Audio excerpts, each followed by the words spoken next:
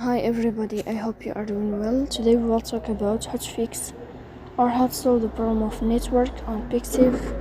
You will go to settings. You will click on apps, default apps, app settings. You will go here to Pixiv app as you see and you will click.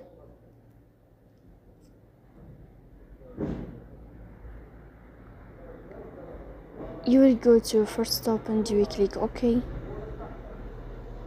You will enter to storage.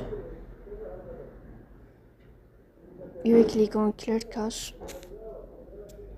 In the end, you will turn off your phone and you will restart your phone again to fix that problem.